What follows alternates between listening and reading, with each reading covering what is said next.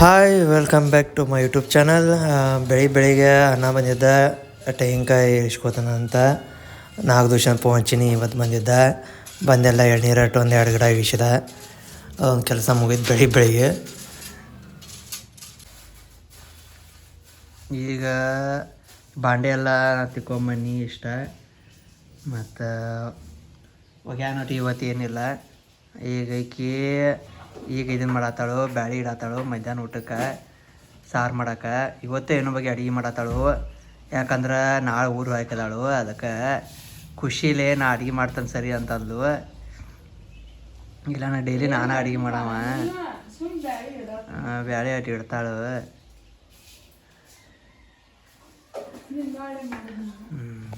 Madam ನಾಳೆ ಮತ್ತು ಊರಿಗೆ ಹಾರದಾರು. ಊರಿಗೆ ಹೋದ್ರಂದ್ರೆ ಮತ್ತು 1 ತಿಂಗಳು ಬಿಟ್ಟು ಬರ್ತಾರು. ಈಗ ನಾಷ್ಟ ಅನ್ನೋದು ಆಗೈತಿ. ನಾಷ್ಟ ಮಾಡಿ ಕೊಟ್ಟಿನ ಆಕಿಗೆ ನಾನು ಅವಲಕ್ಕಿ. ಈಗ ಅಡುಗೆ ಅಟ್ಟು ಮಾಡ್ತಾಳು. ಇನ್ನೊಂದು ಸ್ವಲ್ಪ ಕೆಲಸ ಐತಿ, ಮತ್ತು ಸ್ವಲ್ಪ ಮನೆ ಅಟ್ಟು ಸ್ವಚ್ಛ ಮಾಡೋದೈತಿ. ಮದಕ್ಕೆ ನಾಳೆ ಹಾಕಿದಾಳು. ಮತ್ತೆಲ್ಲ ಪ್ಯಾಕಿಂಗ್ ಎಲ್ಲ ಭಾಳ ಜೋರು ಐತಿ ಈಗಿದ ಎಲ್ಲ. ಮತ್ತೆಲ್ಲ ಎಟ್ಟೆಲ್ಲ ತೆಗೆದಿಟ್ಟಾಳೆ. ಮತ್ತೆ ಜೋಡಿಸಿ ಎಲ್ಲ ಇಟ್ಟೀನಿ. ಅದನ್ನ ಬೆಡ್ರೂಮ್ ಎಲ್ಲ ಮತ್ತೆ ಪ್ಯಾಕ್ ಮಾಡಿ ಮತ್ತೆ ಚಲೋತಿಗೆ ಮತ್ತೆ ಬ್ಯಾಗ್ ಪ್ಯಾಕ್ ಮಾಡಿಕೊಡ್ಬೇಕು ನಾನು.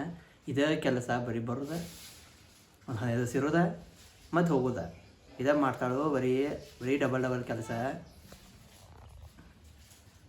ಮೇಡಮ್ ಪಟ್ ಮಾಡ್ರಲ್ಲ, ಏನು ಹಬ್ಬ ಬರ್ತಾನೆ ಅಡುಗೆ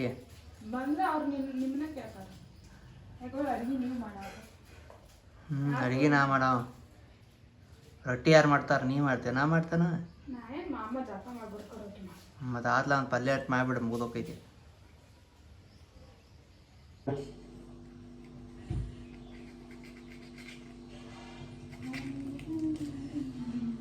ನಾಟು ಮೆಣಸಿನ್ಕಾಯಿ ಪಲ್ಯ ಮಾಡತ್ತನು. ಆಕೆ ಅಟ್ಟು ಪಲ್ಯ ತಿನ್ನಲ್ಲ. ಆಕೆ ತಪ್ಪಲ್ ಪಲ್ಯ ಅಷ್ಟೇ ತಿಂತಾಳಂತ. ಅದಕ್ಕೆ ನಾಟು ಮೆಣಸಿನ್ಕಾಯಿ ಪಲ್ಯ ಅಷ್ಟೇ ಮಾಡ್ಕೊತನು.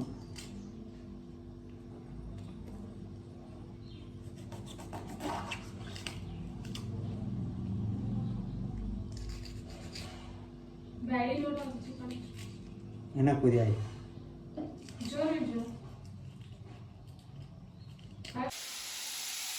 ಇಲ್ಲ ಡೋನ್ ಮೆಣಸಿನ್ಕಾಯಿ ಅಷ್ಟು ಹುರ್ಕೋತನು. ಅದಕ್ಕೆ ಪಲ್ಯ ಮಾಡಬೇಕು. ಇನ್ನಟ್ಟೀಗ ಬ್ಯಾಳೆ ಅಟ್ಟು ಕುದೈತಿ. ಅದನ್ನ ಸಾರು ಅಟ್ಟು ಮಾಡಿನಂದ್ರೆ ಆಕೆ ರೊಟ್ಟಿ ಅಟ್ಟು ಮಾಡ್ತಾಳು.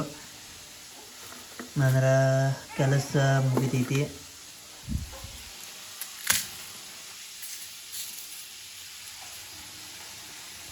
ಅವರ ಪಲ್ಯ ಮಾಡಿದಾರು, ಆಮೇಲೆ ಸಾರು ಮಾಡಿಟ್ಟಿದ್ದಾರು. ನಾನು ರೆಡಿ ಆಗೈತಿ. ಈಗ ನಾ ರೊಟ್ಟಿ ಅಷ್ಟು ಮಾಡಬೇಕು. ರೊಟ್ಟಿ ಮಾಡೋ ಡ್ಯೂಟಿ ನಂದೈತಿ. ರೊಟ್ಟಿ ಮಾಡ್ತಾರೆ. ಈಗ ಟೈಮ್ ಆಗೈತಿ ರಾತ್ರಿ 7 ಗಂಟೆ. ಇವತ್ತು ಅನ್ನ ಸ್ವಲ್ಪ ಐತಿ. ಇನ್ನೂ ಸ್ವಲ್ಪ ಈಗ ಇದನ್ನು ತೆಗೆದಿಟ್ಟು ಒಂದು ಸ್ವಲ್ಪ ಅನ್ನಕ್ಕೆ ಇಡ್ತಾನು. ಮತ್ತು ಸ್ವಲ್ಪ ಜುನ್ಕಾಟ್ ಮಾಡ್ತಾನು. ಪಲ್ಯ ಐತಿ, ಕರೆ ನಾಳೆ ಮಾಡ್ತಾನೆ. ಬದ್ನಿಕಾಯಿ ನಾಳೆ ಮಾಡಬರೈತಿ. ಈಗ ಅನ್ನ ಮತ್ತು ಜುನ್ಕಾಟ್ ಮಾಡಿಬಿಡ್ತಾನೆ. ಊಟ ಮಾಡೋಕ್ಕಷ್ಟ ಆಗಿಬಿಡ್ತೈತಿ. ನಾಳೆ ರೊಟ್ಟಿ ಇರ್ತಾವಲ್ಲ, ನಾಳೆ ಮಾಡಬರೈತಿ ಜುನ್ಕ. ಇದು ಬದ್ನಿಕಾಯಿ 2 ಜುನ್ಕ ಮಾಡಿಬಿಡ್ತಾನೆ.